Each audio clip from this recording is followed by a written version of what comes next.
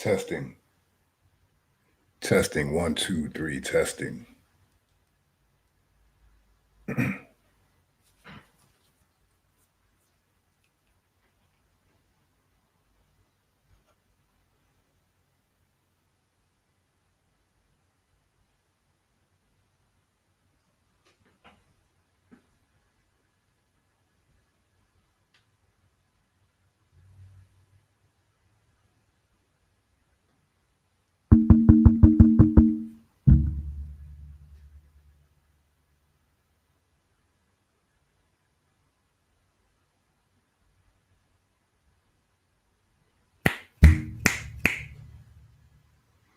Testing, testing.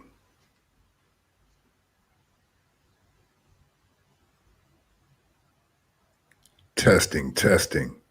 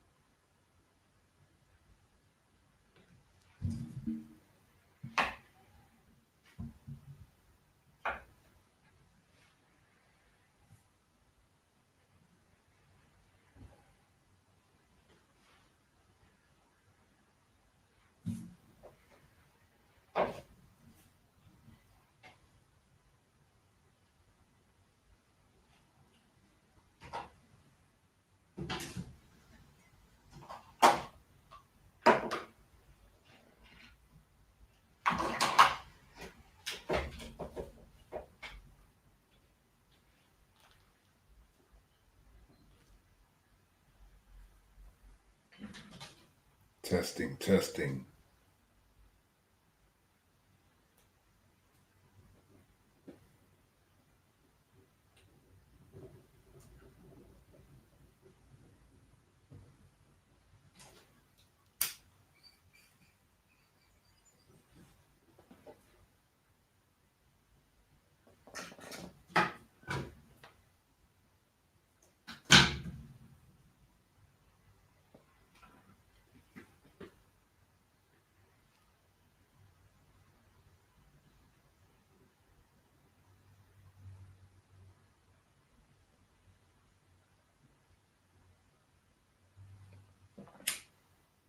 Fuck is a bitch ass nigga, so you ain't gonna talk about fucking at all. Period. Fuck.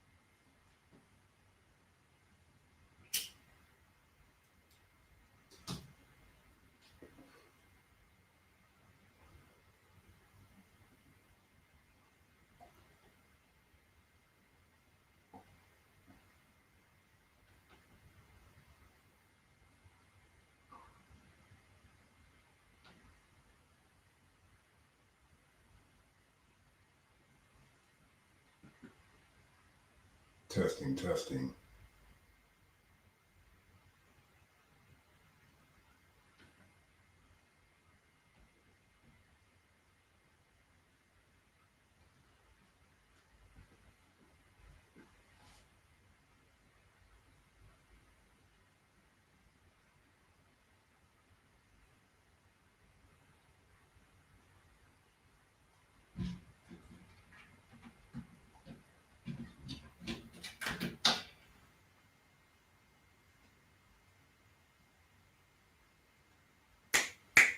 Testing.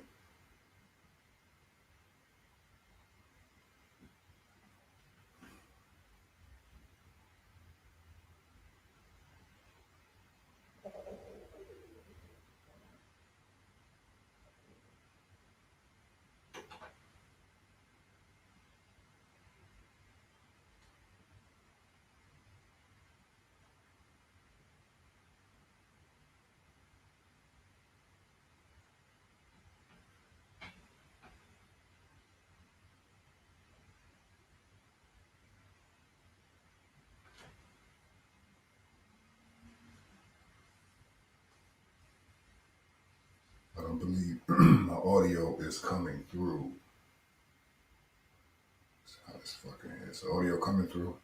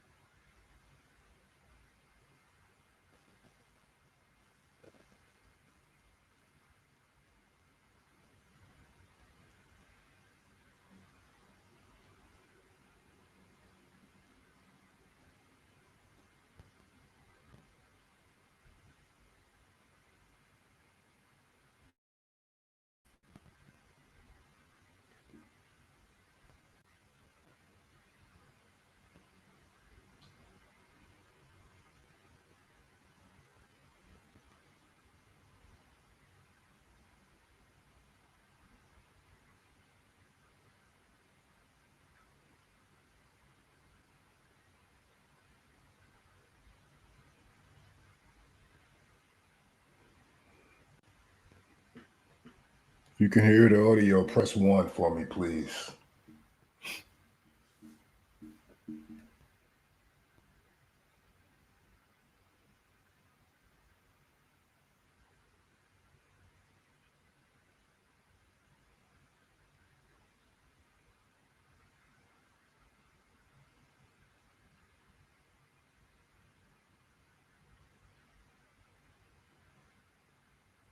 Good deal. Thank you. Yeah, I'm just testing out this camera setup.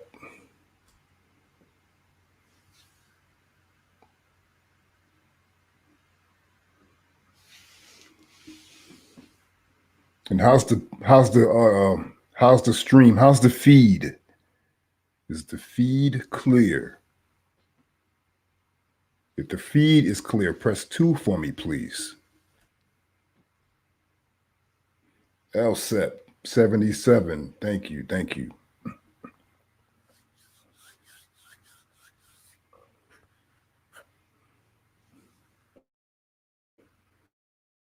Great deal. Good deal. Good deal. Good deal.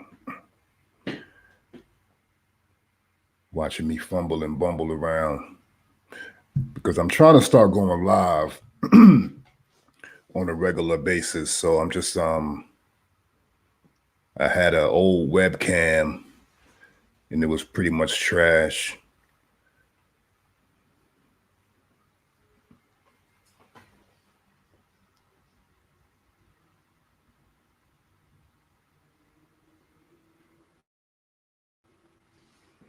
And I don't want to use my cell phone, so I want to be able to have my cell phone handy if I need to, to use that to look up information or communicate. So didn't want to have my cell phone locked up, but yeah, was trying to find a way to hook up my digital cam, my big camera, and got some equipment in the mail today, and it's working. Absolutely working.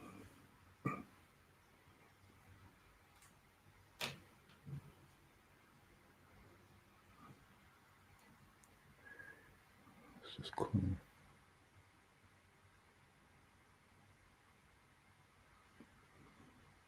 Yeah, so who's going to go live with me? I'm going to start going live, and I'd like to have a back and forth. I think I'm more interested in having discussions rather than strictly doing monologues, and start getting some feedback, and we can,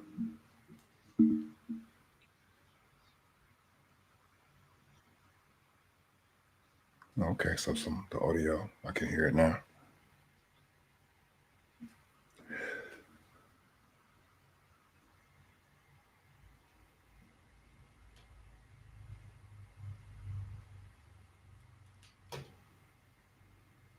Okay.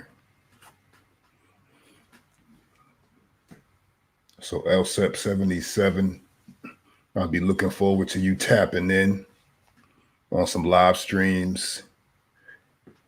You always leave great comments under my videos.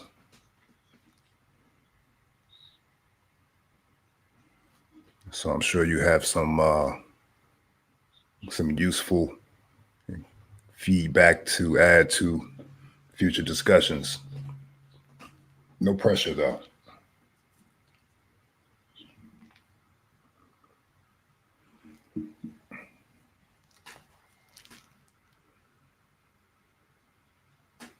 But one thing I can talk about right quick is the all of the criticisms that are being leveled at Shacarri Richardson right now. And personality wise, whether you like her or not, that's not even an issue for me, because I definitely could have a critique for her personality, for her style and the way she comes across. But putting that to the side, I just wanted to, let's just speak from a technical aspect when it comes to sports, because everybody is seemingly gloating because she lost yesterday, actually came in last. But the girl was out of competition for 9 weeks. And for any elite athlete, any athlete, I don't care if you're in high school, if you go from high level competition as she did in the Olympic trials and then straight into a a shutdown, so to speak, when she was barred from the Olympics. So she wasn't able to compete for over 9 weeks. And I'm sure, although she probably was training and training hard, nothing can duplicate the real thing, real competition. That goes for any athlete. That goes for boxers. That goes for basketball players, football players, tennis players, hockey players. And all, she wasn't injured, so I'm sure she was able to keep training, but she's going up against three top sprinters, a field of the top sprinters in the world. I believe the first top four finishers.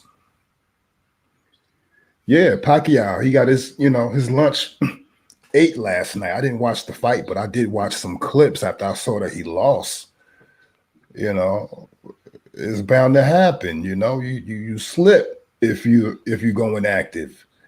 Your reflexes are off, and Shacarri Richardson always has a slow start, and she definitely got off to a slow start as usual. She usually comes on strong within the last 40, 30 to 40 meters of a race. So if we're looking at it from a purely athletic, technical standpoint, nobody should have really expected her to win. And I'm sure she showed up just, because of who she is. She's unafraid. She's cocky. She's arrogant. She's all of those things personality wise, but she's very talented. And she's, as she stated, she's still the sixth fastest woman in the world. So I'm seeing all the criticism, and it just seems petty to me. It seems petty, and it's not coming from a genuine place.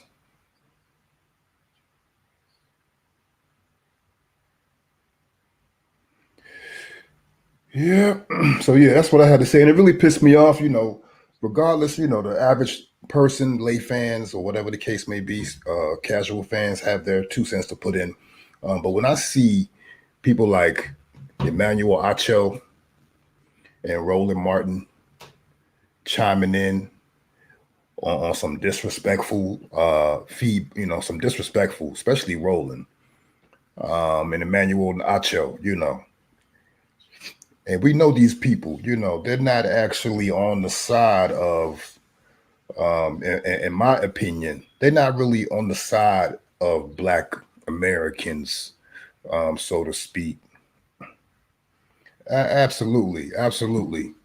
Heard a brother tell me, well, I heard, uh, what? Don't tell me what you heard, bro. Like, if you don't know about track and field, if you're not familiar with athletics, and if you think somebody's going to come back from a 9 week layoff, um, the pressure, the microscope that she's been under, um,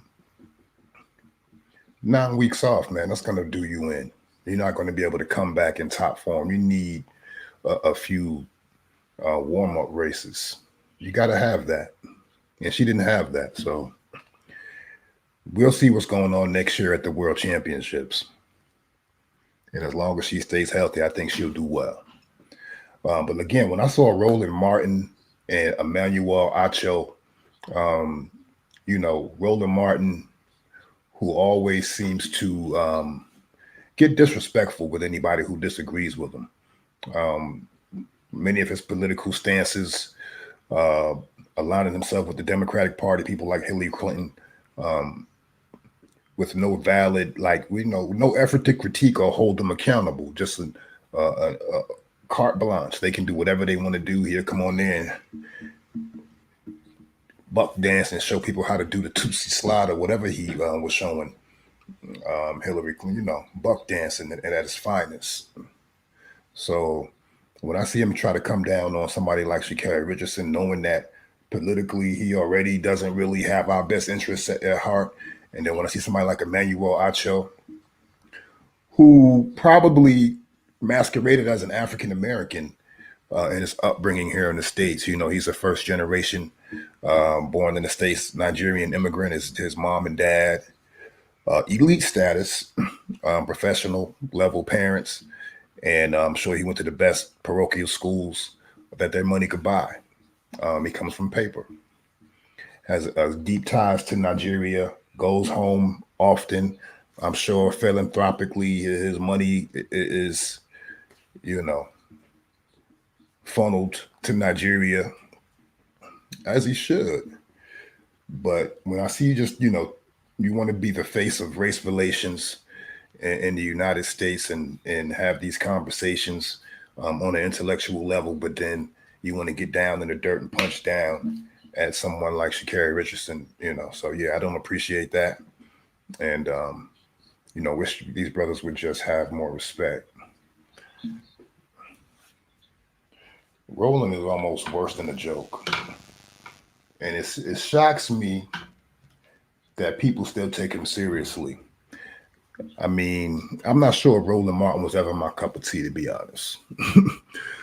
But as my political awareness has evolved over the last several years, and I've become, a lot more critical and willing to hold my elected officials accountable.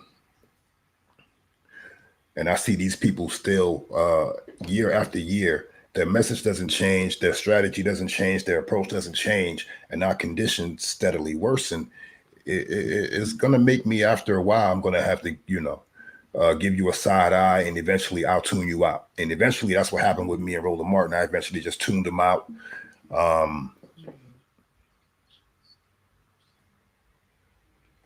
Saw he tried to, he pretty much tried to come down on the young brother, King Randall, the young brother out of South Georgia, who opened up his own school. And he had the young brother as a guest on his show. And I think because the brother kind of espouses a conservative ethic, as far as a do for self type of philosophy, first and foremost, I think that Roland Martin mistook him for a classic conservative or whatever the case may be, and somebody who probably was critical of the Democratic Party. But as we should be, if we're given 95 and 96% of our votes year in and year out, we have nothing to show for it, then definitely have a right to criticize.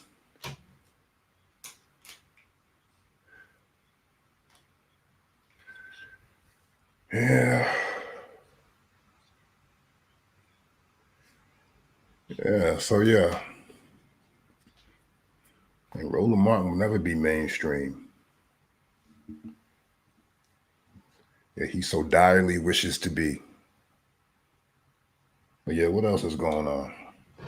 So yeah, leave Shacarri alone. She's 21. Elaine Thompson is going on 30. So she's on the way out.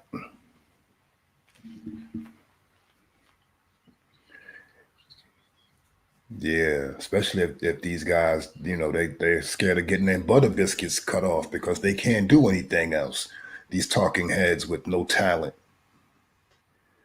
but they can read a script very well. The Angela Rise, where's she been? Where's Tamika Mallory? Where's Until Freedom? She got that Cadillac and she shut up. What's really good, Tamika Mallory? What's really good, Angela Rye? Why are we not holding Joe Biden to the fire? She wants, Tamika Mallory wants to hold corporations to the fire. And corporations are out here in league with the government trying to infringe on liberties. So she got her Cadillac. I guess that was the piece de resistance, as they say. That was her farewell, her bow out. She got that Cadillac and she got the hell on. And that's dead ass for real. We got that Cadillac commercial from Tamika Mallory, and we haven't seen or heard from her since. I'm like, damn, them butter biscuits must have been honey butter. There must have been some honey butter biscuits. So yeah. And if you remember last summer, the liberals did not see a protest that they didn't like. They were fanning the flames. They were calling these protests where people's businesses and livelihoods were being destroyed and burned down to the ground. They were calling them block parties. I think one mayor or governor, I think it was out west Portland or somewhere, said it was a summer of love. And now she's calling for more police assistance in her city because it's gone off the rails, because you sent the wrong message. People sat back and watched the shit that went down last summer, and they was like, fuck it. A lot of these people are out of work. The pandemic took their jobs away, or their sources of income, or whatever the case may be. And I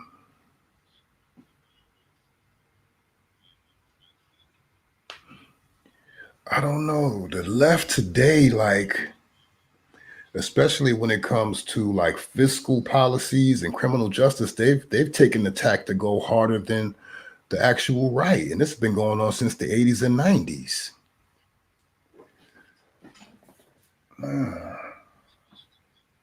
Hold on a second.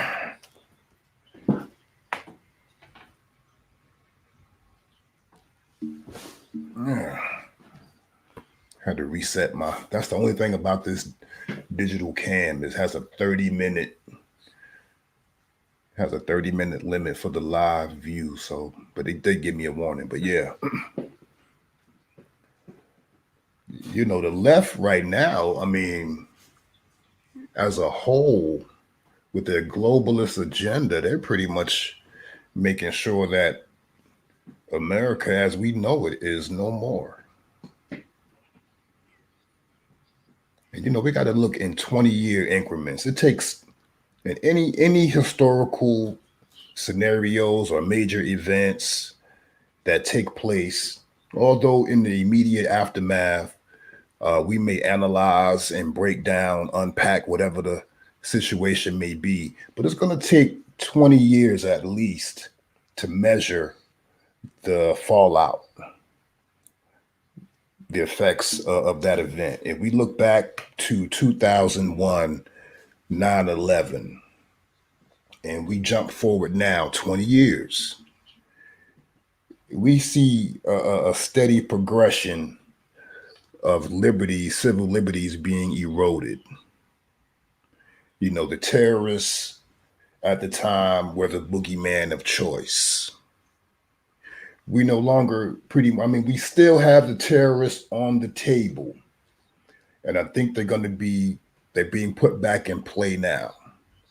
You know, that play is being revised and revamped to go along with this new boogeyman that we have, which is the most excellent boogeyman that they've ever invented, because you can't see it, you can't smell it, but it's ever present. It's omnipresent. This new boogeyman is great, and you can pull it out whenever you feel like it and manufacture consent. The manufacturing of consent. And a great documentary to watch. I always tell people to watch this documentary called The Century of the Self. It's on YouTube. I've watched it over and over, probably about 5 parts when it's broken down into sections. But they talk about how propaganda and public relations, and they talk about pretty much how propaganda and public relations are one and the same. But Edward Bernays, who was Sigmund Freud's nephew, who lived here in the States, and he was a marketing guy. He was a marketing man, and what he did was he used Sigmund Freud's research, psychoanalysis, group manipulation. Sigmund Freud, was pretty much able to figure out how the human mind works, how groups work together, and how to influence large groups of people. And some of his research, and Edward Bernays was able to use that in marketing schemes for tobacco companies, for politicians, the Madison Avenue crowd. He took the term propaganda and he renamed it public relations because propaganda had developed a negative connotation as it had been used by the Nazis. Propaganda had become a buzzword with a negative connotation. So what he did was he coined the phrase public relations, which still stands to this day. And public relations seems like a benign avenue to get information across. But at the very base of public relations is propaganda. Is what are we talking about? What are our talking points? What message are we trying to get across? What behaviors are we trying to influence? You know, we have so many things coming at us at one time, so many different forms of media, so many different messages coming at us from every angle that, you know, at this point in time, most of us are not even aware of the programming that's being done on us. Talking to some of my family members, man, and these people I've known basically all my life. And, you know, these people who I respect, I love, and I think that they love and respect me. But when it's time to build on these issues that are being constantly shoved down our throats, so that we're constantly being bombarded with this messaging, when I try to build from a standpoint of, hey, let's be a little critical here and ask some questions and put this thing under a microscope and see what's really going on. And even if we can't figure out what's going on, you know, let's figure out a practical approach to what should we do with this information. Should we blindly just be blind and accepting this information, or should we should we break this information down, do our own research, search our own hearts and minds, and see what we could come up with together? And you know, when I'm finding that cognitive dissonance is something that is very real. When people hear something that goes against what they innately believe or want to hold on to, you know, it could almost get violent. There's a visible, you know, it's the what they call being triggered. You know, that cognitive dissonance has a way of triggering. So, you know, I don't know. I want to build with my people, but I don't have time to argue, and I don't have time to proselytize or convince. You feel me? You know, maybe if you're not where I'm at right now, then maybe you'll catch up and maybe you won't. But, you know, I'm comfortable, you know, with the way that I've been moving throughout this whole situation. As far as, you know, I'm not going to move in fear. Caution always, but fear never. You feel me?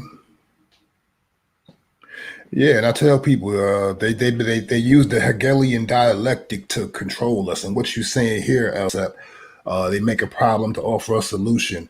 That's the Hegelian dialectic. It's a three-pronged approach. You know, they have a ready-made packaged solution already to the problem that they hit us with. But in between there, they have to make us call for help. So that's where the fear comes in, and they'll do whatever they need to do. Like you said, they'll get violent. You know, they'll blow shit up. They'll knock people off. They'll pit groups, one group against another. They do false flag operations. Y'all know what false flag operations are? And I won't guess, well, I can say right now, I can say we can look back to Vietnam. And there was a false flag incident that caused us to enter the Vietnam War. If you look it up, it was in the Gulf of Tonkin.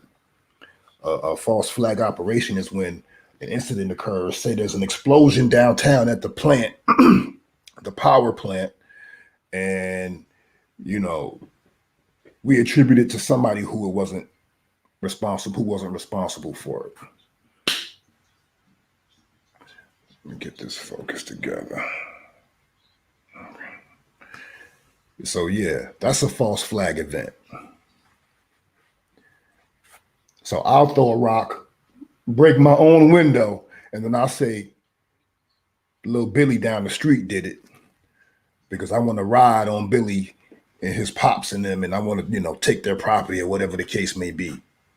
I want smoke with them. So World War II as well. The Burma did it. We knew they were going to. But we needed incident to occur to throw our hats in the ring. And these are false flag incidents. Absolutely. But the Hegelian dialectic, look up these terms. The Hegelian dialectic, there's a synthesis, there's an antithesis, and then there's a thesis, an antithesis, and then a synthesis. There's a problem, reaction, solution. They did it with crack. They threw crack into the Black communities in the 80s and created a condition where the hood was going crazy. There was money, there was crime. And what they used was the media to make it look worse than what it was. But they created the problem. They brought the crack in. I heard they created crack in the lab. I believe was it at UCLA, one of them California, Berkeley, one of those elite liberal institutions in the created crack. So yeah. So they'll create a problem, put the problem into play, exploit it, sensationalize it, whatever the situation calls for, fan the flames. The film, a few people say, "Oh my God, it's so bad. We need something. Somebody has to do something." And they say, "We're working. We have to, And they come in and say, "Hey, this is the solution." When crack was the problem, and then crime was the outcome. And they show people, if you look back at some of these documentaries from the 80s in LA and California, when they was bomb rushing people's homes and using battering rams to knock down the whole side of your house. These was policies that were championed by Joe Biden. But that's what it led to. It led to that 94 crime bill. After years of crack, the scourge of crack ravaging our communities and the constant coverage, they called it what? The war on drugs. So by them framing it as a war, and they showed you using tanks and gang warfare. I got a documentary that I'm working on now. I put the first part up, talking about how gangs went from being a positive entity, or at least a self-interested, self-protection entity, to becoming a carnivorous entity and turning in on ourselves. So by the time, in the late 60s, early 70s with the gang proliferation, by the time the 80s rolled around, they had an army on the streets to deliver that crack and drop that crack off. So the Machiavellian tactics are wicked. And we're not paying attention. Better read The Prince. Any politician worth his weight reads Machiavelli, particularly The Prince. You need to get you a copy. Amazon got them. We'll get into that one day as well. But yeah, check that documentary out on my channel when you guys get a chance. It's called, what did I call it? The Evolution of the Anti-Black Street Gang. The Evolution of the Anti-Black Street Gang. I have part 1 up on my channel now. And I'm trying to get the views up. But I'm working on part 2. But in this part, I just talk about how the Crips and Bloods got started, particularly the Crips. The Bloods, of course, were the answer. But how these groups sprang from other groups. They called them the bastard children of the Black Panthers or the Black Revolutionary Movement. So groups like the Black Panthers inspired other groups to spring up in their communities all across the country. Move, the Black Panthers. There was another one that was sort of diametrically opposed, but hey, we know about COINTELPRO. COINTELPRO. Thank you. I'm trying to work on that. I want it to be a little ominous, but yeah, thank you. I think you see where I was trying to go with it. But part 2, I think I'm gonna take a different approach. But if I can get those views up and get those likes up, I'll definitely go ahead and get that part 2 up and going. Just been working like crazy lately. But yeah, thanks again, LSEP.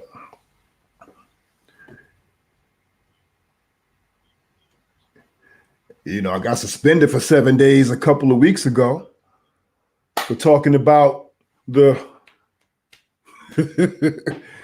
dropped the video. And I was talking about it, but you know, I was talking about some legal actions that were being mounted due to some misinformation or lack of or covering up. And YouTube shut me down for 7 days. And ever since then, it's like I feel like they're suppressing me because I was getting decent views up until that little 7-day layoff. And they already know it's a struggle, man. So they got me shadow banned. But I'm trying to break through the algorithm. So that's why I said I'm going to start going live. And I'm just going to ride their airwaves for I'm just going to stay on. Sometimes, some days I'm just going to stay on. I might put some music on in the background. I got some music on YouTube. You know, I used to be an artist as well. So, you know, I'm a man of many wishes. Absolutely.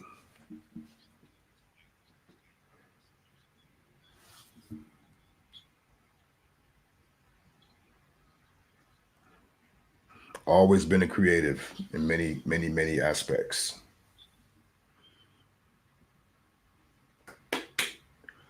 So yeah, what else? Yeah, man, I ain't taking that. Ain't nobody with that. Nobody with that, man. Ain't nobody with that, man. I ain't taking it, man. No, man. Take that up the block, man.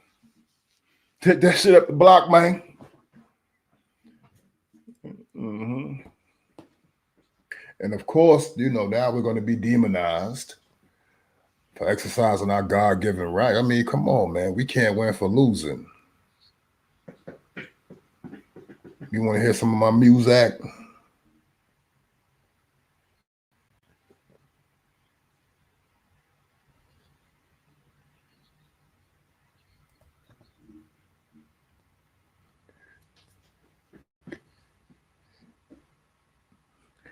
And also, like, I've noticed, like, over the last several weeks, like when Kwame Brown, everybody know Kwame Brown kind of made a big splash on YouTube after he got into it with Matt Barnes and Steven Jackson.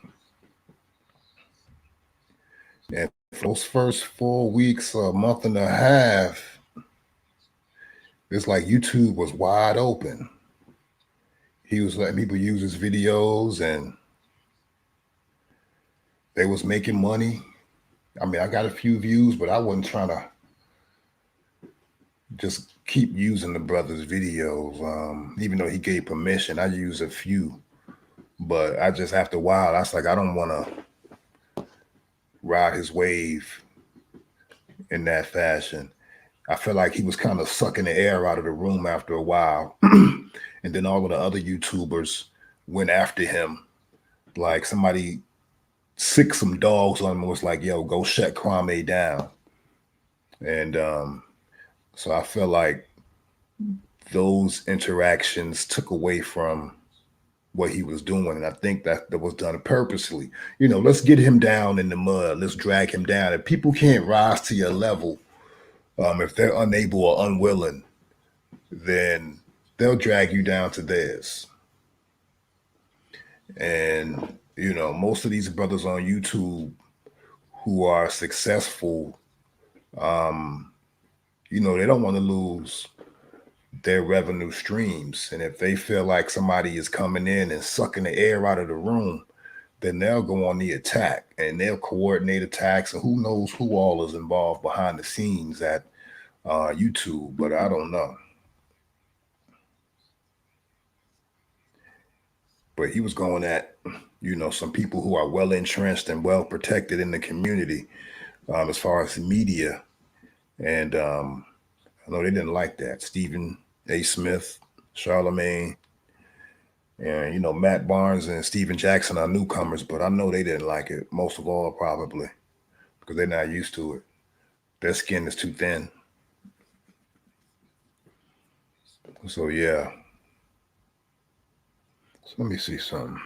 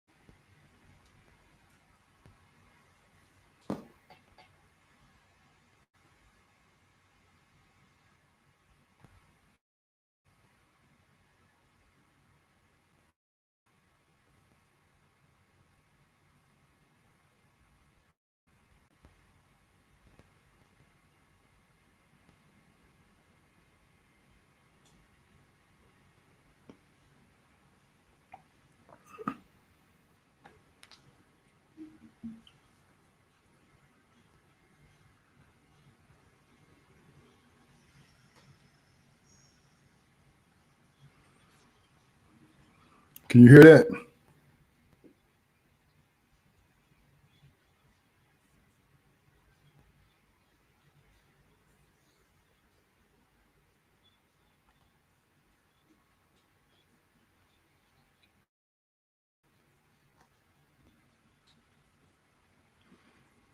I need to use Chrome next time I go live.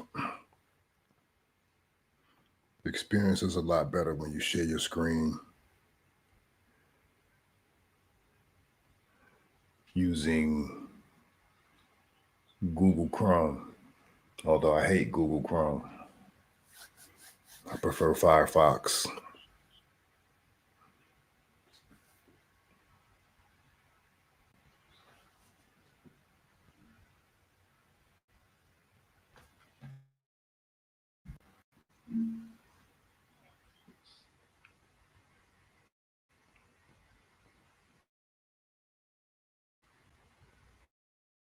So what else?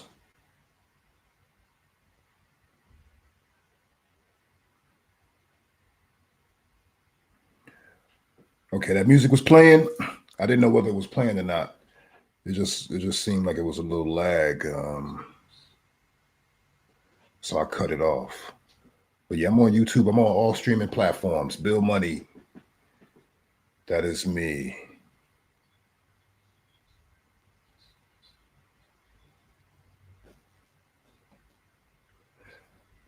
I'm in Atlanta.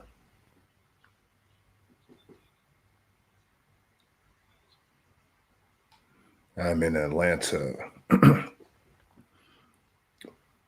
Nope, not in LA. Is that where you are?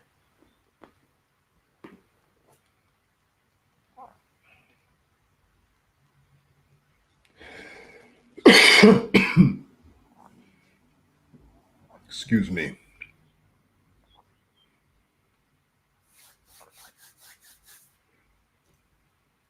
Okay, so yeah, I'm gonna get that music fixed. Next time I go live, Chicago, the Shy. Born and raised in Chicago. I've been to Chicago one time for like one day. Very quick stop. Had to turn right back around. And this was, when was this? In the 80s? Late 80s? 88? Somewhere around that time. I think Cabrini Green was still standing there. My dad was like, yo, like, I'm from Brooklyn, New York. So New York City, we have some big projects, so projects is nothing new, but Pop was like, yo, check, he gonna show me Cabrini Green. And he's like, these projects are so big that they make the projects in New York look like miniature golf courses. But we rolled down the highway, man, and Cabrini Green just stretched, if I can remember correctly. It just, as far as down as you can see along the highway, you could just see these projects. So I was like, yo, they're not playing in Chicago. They got Negroes on the plantations for real. I was like, damn. Yeah, man. I think we rolled through a few of the hoods or whatever the case may be, but we were only there for the day. Quick stop, turn back around. That's when I was living in Ohio with my dad, but born and raised in Brooklyn. So yeah, I knew Chicago was serious, man. I could just feel the vibes. Definitely could feel the vibes. So my autofocus, come on.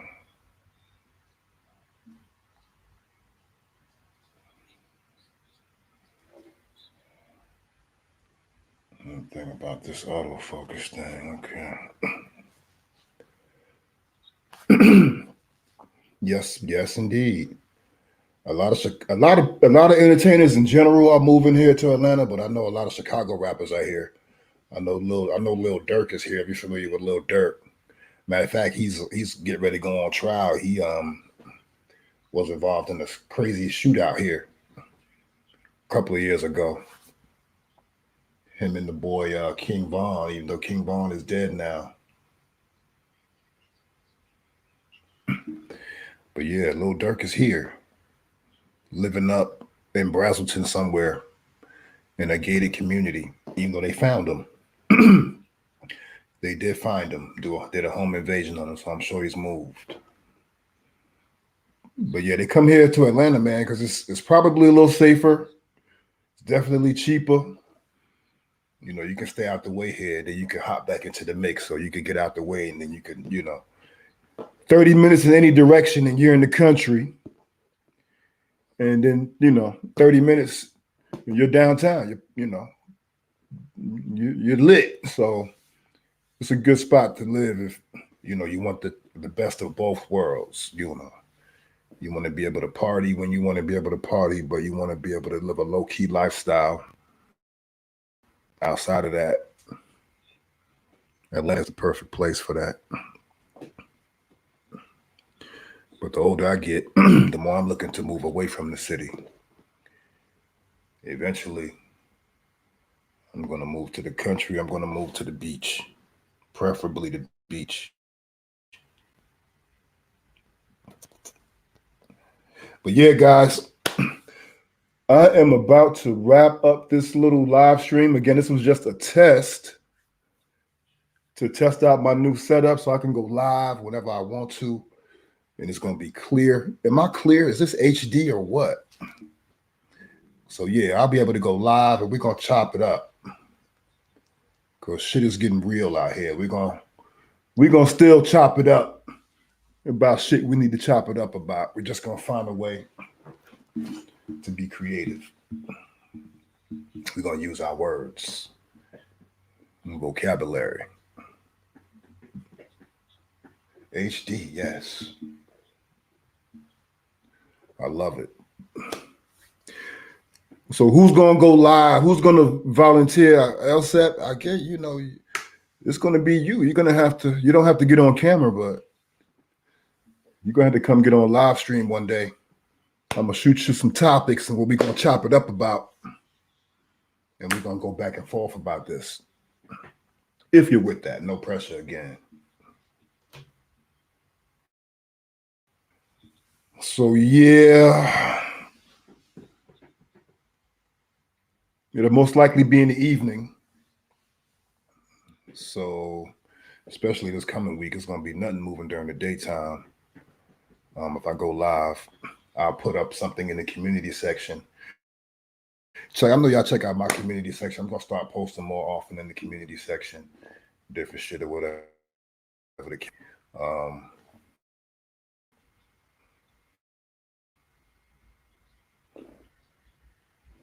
okay. Yeah.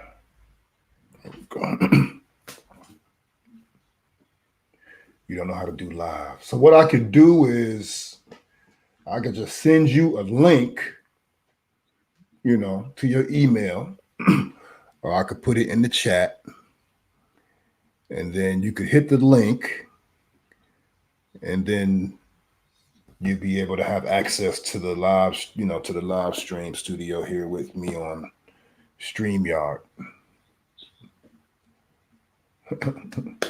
I'm still learning myself. Like I've gone live before, but I never did really like that the quality. So I was like, I gotta step my game up. I have a good camera, but I had to buy some extra equipment to be able to use the camera. So now we're cooking with gas. So I'm learning, but we're gonna get this thing popping because YouTube's not gonna stop me. Not if I want to do this. They're not gonna stop me.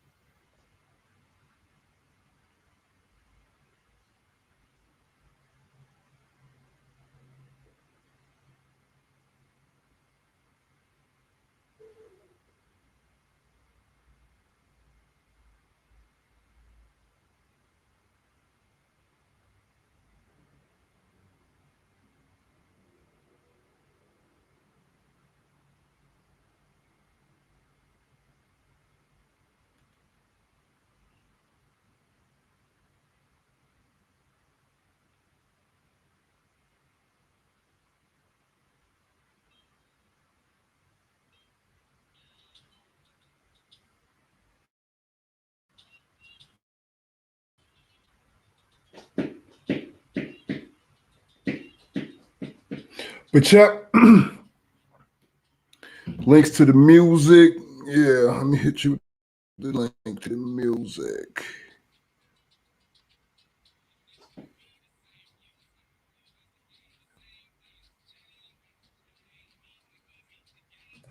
Key to a man is there you go.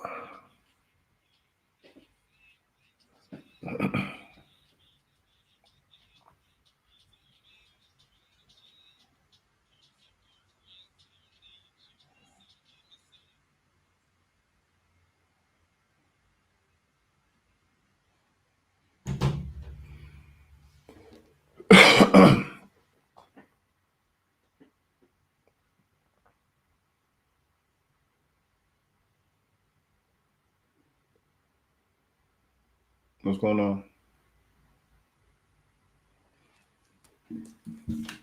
Hold on real quick, guys.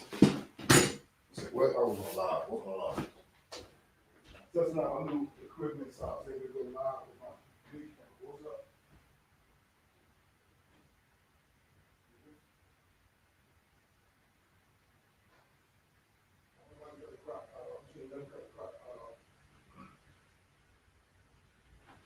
You should have cut it off. You shouldn't cut it off. You shouldn't cut it off. You shouldn't cut it off. I could have went on, but you don't cut no half cooked. I don't know, babe. You don't cut half cooked chicken off though. Like, why would you do that? And just leave it out, putting it in the fridge. Like, what's up though? Because I'm on live. You did. I said I missed the call. Okay. Said I missed one. Okay. Okay. Okay.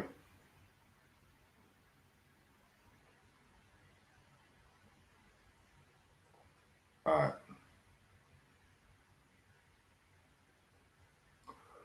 Oh Lord. So yeah, that's the link to the music. Old to me, new to you. Hope you like it.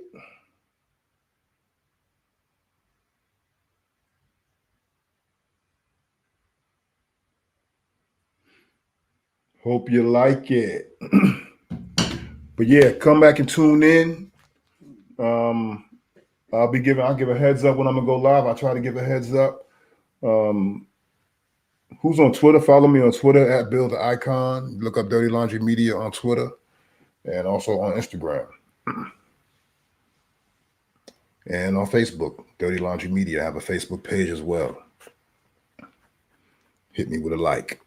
Hit me with a follow. But yep, I'm about to get off of these YouTube streets, catch a sale retail before it gets stale, and hurry up and get your WIC check out the mail. Absolutely. Chris Kazam, I just saw your comment.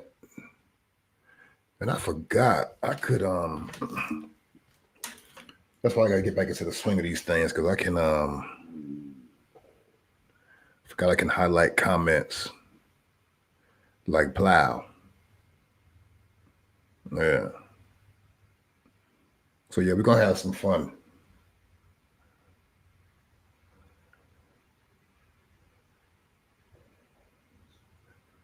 Yeah. I just saw your comment, Chris Kazam. Have a lot on your mind. Hard to pick a topic. Indeed. And we can just riff. But like I said, I want to start picking some topics to chop it up about it that we can just hone in and really, the link is dead.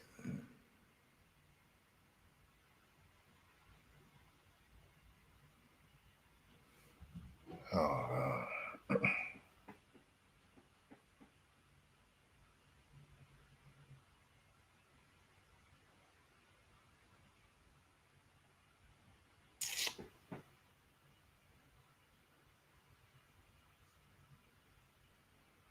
it worked for me. Do you have the YouTube Music app, or are you on your laptop?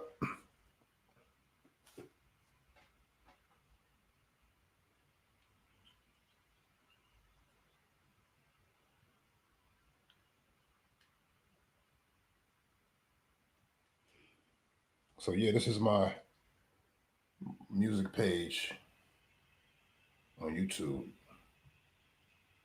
YouTube Music, that is. Focus. There we go.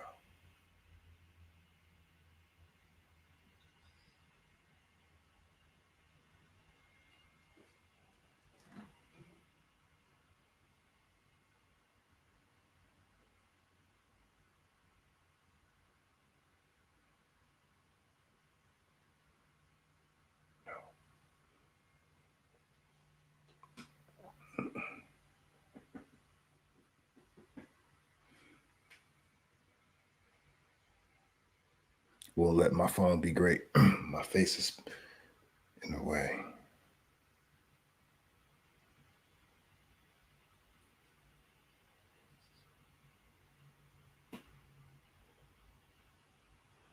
I think that's why. I don't fucking know. Fuck it. But yeah, that's it. Your boy. I don't got a lot of music on there, but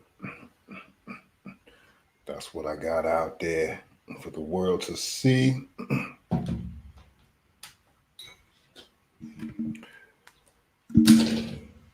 Also, check out my Instagram 100 Media Group, my photography page. Like I say, I do a little bit of everything when it comes to this creative piece. I'm just forced to work. I'm supposed to be living a life of leisure. This is some bullshit, and I'm just joking. But yeah, guys, I'm going to sign off because I got to get back out and handle some business. Again, this is Bill Money signing off. I will see you guys on the other side. Thank you so much for tuning in and riding with me. And I look forward to you guys riding with me again in the not too distant future. I'm coming for the top spot. I'm coming for star spot. I want star spot. So yeah. Hill figure, nigga. Coming for you, big nigga. See you soon. See you soon. Like I say, I will see you on the other side. Signing off.